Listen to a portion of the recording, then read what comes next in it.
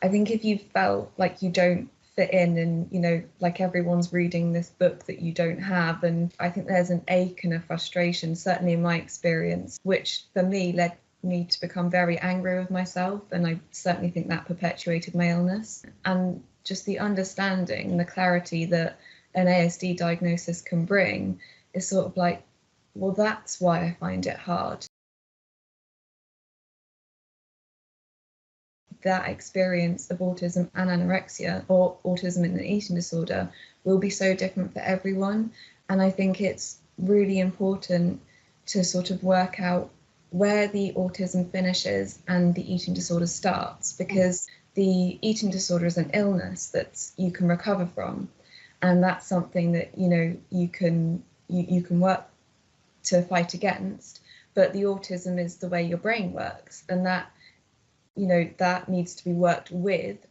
I think that kind of comes to sort of accommodations in treatment. Certainly for me, I'm given more time to adjust to certain things, adjust to certain people.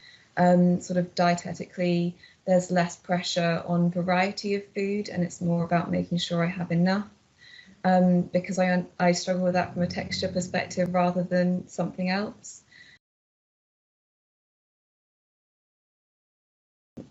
Learning the best way to communicate with that person, and obviously that's going to improve treatment and the relationship. So for me, I find writing is the best way to communicate. So I can go have an appointment and there's a lot said, and then I sort of go away from that appointment. I take time to think about what's been said, and I'll write down how I feel about it, send it in to them, they'll read it and they'll write back to me.